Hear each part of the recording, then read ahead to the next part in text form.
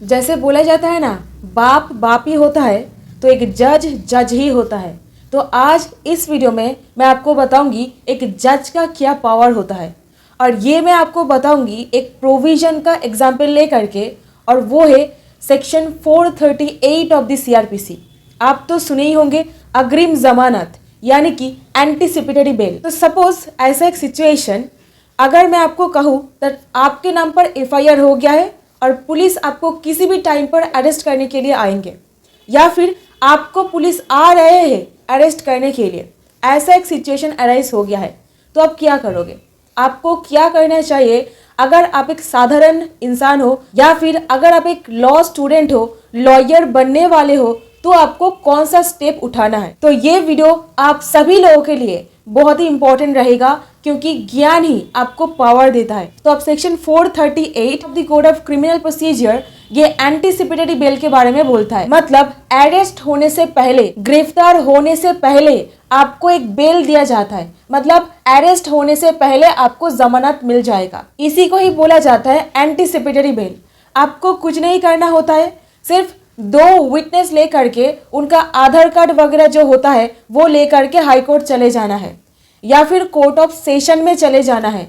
क्योंकि सिर्फ और सिर्फ कोर्ट ऑफ सेशन, मतलब जिसको क्रिमिनल कोर्ट बोला जाता है, जहाँ पर रेप, मर्डर इत्यादि जो सारे ऑफेंसेस होता है वहाँ पर ट्रायल होता है। और हाई कोर्ट तो आप समझ चुके हो, ये दोनों कोर्ट को ही पावर दिया गया है ये जो बेल है अग्रिम जमानत इसको देने के लिए। तो एंटीसिपेटरी बेल आप ले सकते हो अरेस्ट होने से भी पहले, और जहां पर आपके मन में एक डर है दैट शायद मेरे को अरेस्ट किया जा सकता है, कोई मेरे को अरेस्ट करके लेके जा सकता है, तो यहाँ पर कौन सा कंडीशंस कुछ रहना चाहिए, कुछ तो कंडीशन होना चाहिए, है ना।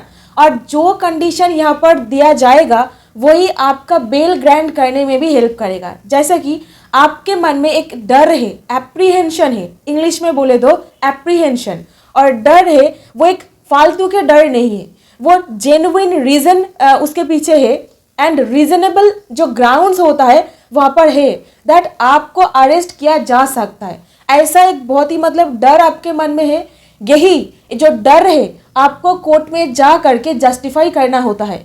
अगर आप सही से जस्टिफाई कर सकोगे तो आपको बेल मिल जाएगा।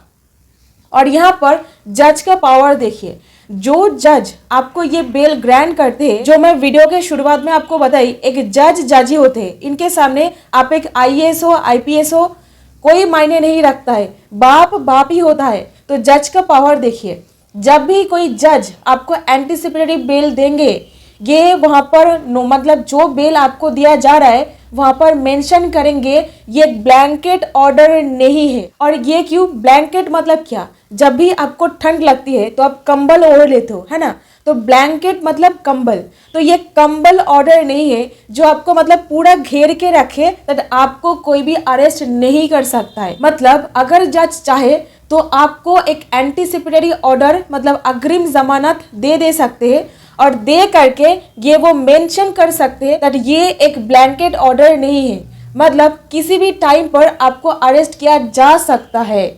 और लेट मी एक्सप्लेन, जहां पर ये एंटीसिपेटरी बेल की कोई सिचुएशन आएगा, मतलब समझ लीजिए आपको एक्सप्लेन करना पड़ेगा ऐसा एक सिचुएशन जहां पर आपको झूठा फंसाया जा रहा है, कोई फ्रिवोलस वेक्सिशियस आपका जो सम्मान है उसको डाउन करने के लिए, सोसाइटी में आपको जलील करने के लिए आपके नाम पर ऐसा कुछ केस वगैरह रजिस्टर किया गया है, और यहाँ पर एफआईआर आपके नाम पर दायर किया गया है, ये मैंडेटरी नहीं है। मतलब अगर आपके नाम पर एफआईआर नहीं भी किया गया है और आपको ऐसा लगता है आपको अरेस्ट किया जाएगा, तब भी आप एंटीसिपेटरी बेल के लिए डायरेक्ट कोर्ट में चले जा सकते हो। और भूल कर भी पुलिस के सामने मत जाइएगा। अगर सरेंडर करना है तो कोर्ट के सामने जाकर करिएगा, पुलिस के सामने नहीं।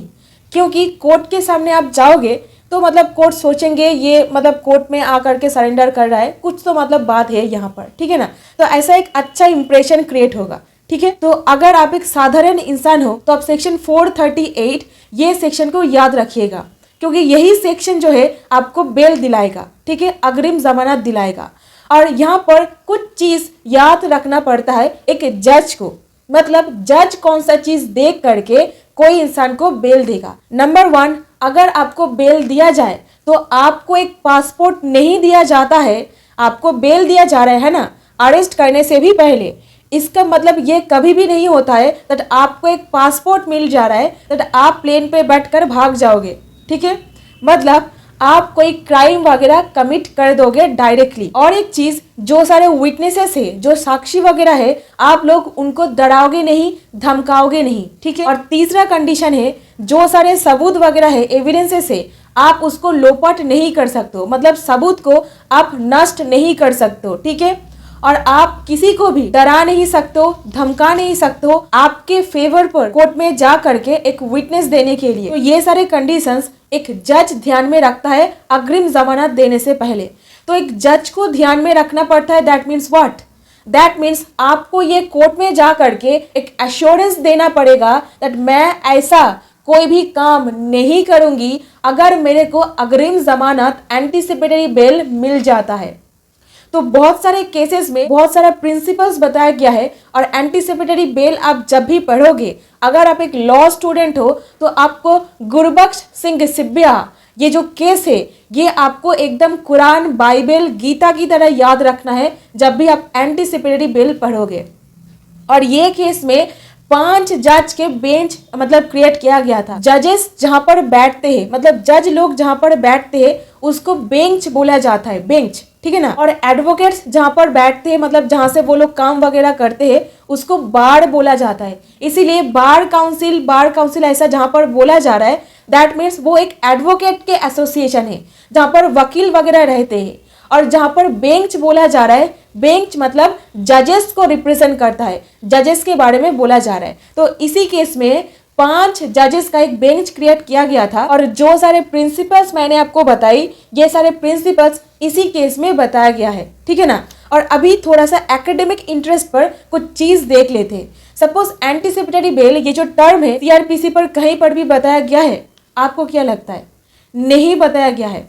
सीआरपीसी पर सिर्फ इसका कंसेप्ट दिया गया है, अरेस्ट होने से पहले बेल दिया जाएगा, ये जो कंसेप्ट है, धारणा है, इसको सीआरपीसी में बताया गया है। कोई भी इसके बारे में डेफिनेशन नहीं दिया गया है। ये जो शब्द है एंटीसिपेटरी बेल, अग्रिम जमानत, इसको भी यूज नहीं किया गया है। तो ये टर्म आया कहां से है? ये टर्म आया है 41st लॉ कमीशन, मतलब जो 41 लॉ कमीशन था 1969 में, उनका रिपोर्ट पर ये जो एंटीसिपेटरी बेल टर्म है ना, इसको फॉर द फर्स्ट टाइम पहली बार यूज किए थे, और यहीं से ही आता है ये एंटीसिपेटरी बेल का धारणा। ठीक है, तो अगर आपको एग्जामिनेशन में पूछा जाए ये टर्म कहां से आया, तो आपको ये बोलना पड़ेगा 41st लॉ कमीशन 1969। ठीक है, सो आशा करती हूँ आपको समझ में आ रहा है। अभी आपको और थोड़ा सा क्लैरिफिकेशन देती हूँ दैट एक anticipatory bail and regular bell में क्या डिफरेंस होता है। एंटीसिपेटरी बेल मतलब अरेस्ट होने से भी पहले, गिरफ्तारी होने से भी पहले आपको बेल मिल जाता है, और रेगुलर बेल मतलब आप अरेस्ट हो चुके हो, आप खांचे पर बंद हो। ठीक है ना, मतलब आप जेल में बंद हो तो आपको निकालने के लिए बेल दिया जाएगा, वो है रेगुलर बेल। अक्सर आप देख पाओगे दैट जहां पर ये एंटीसिपेटरी बेल ग्रांट किया जाता है, एक बहुत बड़ा क्वेश्चन अराइज होता है दैट जज क्या ये बेल को कैंसिल कर सकते हैं, या फिर जो बेल यहाँ पर ग्रांट किया गया है इसका ड्यूरेशन क्या है, मतलब एक्सपायरी डेट क्या है। जैसे एक दवाई होता है ना, एक दवाई सपोज 2023 में एक्सपायर हो जाएगा, ठीक है ना, तो एंटीसिपेटरी बेल कब एक्सपायर हो जाएगा?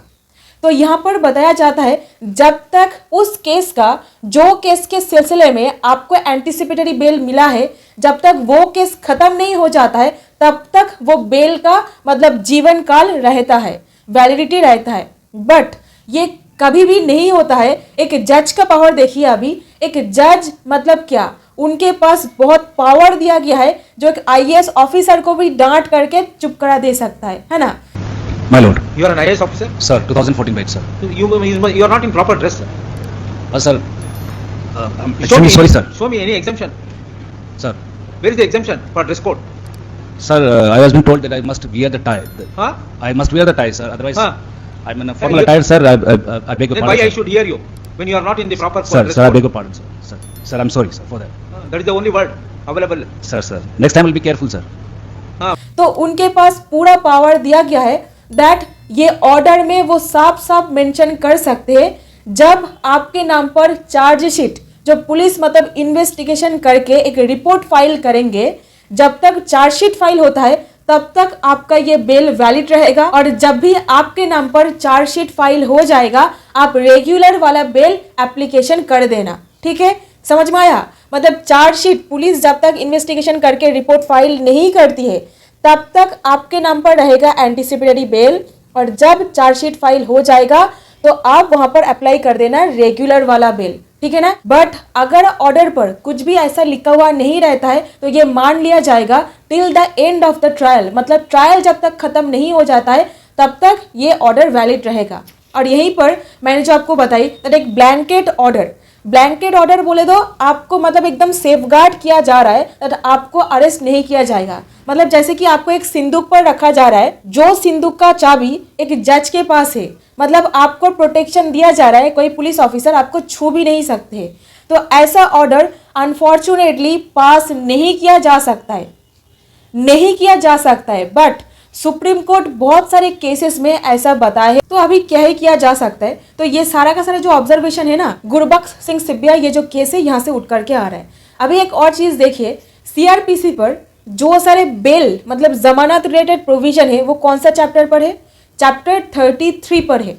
तो चैप्टर 33 में जो सेक्शन 439 क्लॉज 2 है ना, ये बोलता है दैट हाई कोर्ट के पास एंड कोर्ट ऑफ सेशन के पास पावर दिया गया है, क्षमता दिया गया है कोई भी बेल वगैरह जो है उसको कैंसिल कर सके। मतलब जो ऑर्डर आपके नाम पर निकाला गया है उसको वो लोग जब भी चाहे कैंसिल भी कर सकते हैं। बट ये जो धारा है सेक्शन 439 क्लॉज 2, इसका मतलब क्या? ये बोलता है ये चैप्टर चैप्टर 33 पर जो सारा बेल्स ग्रांट किया जाता है सबके ऊपर एप्लीकेबल होगा। That means what? इसका मतलब क्या? सेक्शन 438 भी चैप्टर 33 के अंदर ही आता है। सो सेक्शन 438 में जो अग्रिम जमानत दिया जाता है उसको भी कैंसिल किया जा सकता है। सो पूरा का पूरा चैप्टर में एप्लीकेबल होता है। That means what?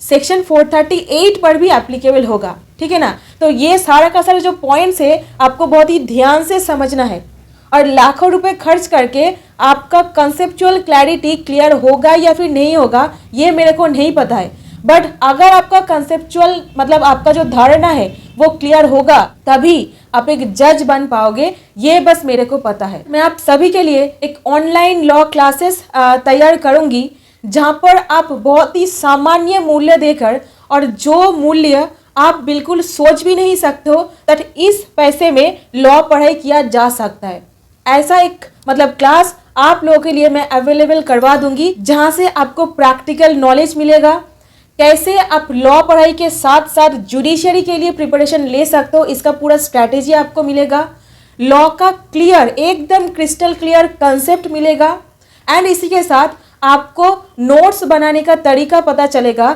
जिससे लॉ कैसे आप याद रख सकते हो ये भी आपको पता चलेगा। तो मैं आप सभी के लिए बहुत ही जल्द एक ऑनलाइन लॉ क्लासेस के बारे में डिटेल्स दे दूंगी, और वो भी बहुत ही कम पैसा में जो आप सोच भी नहीं सकते हो। और जो क्लास पर मेरा उद्देश्य रहेगा आपका जो लॉ के बारे में कंसेप्ट है इसको क्लियर करना, सो आपके दिमाग पर लॉ को एकदम बिठा देना, ये मेरा टारगेट रहेगा। जहां पर आपको 24 कैरेट जो हॉलमार्क वाला साइन होता है ना सोने के ऊपर, वैसा लीगल एजुकेशन का क्वालिटी आपको मिलेगा। आई होप आपको ये वीडियो समझ में आया है। तब तक अपना ध्यान रखिएगा।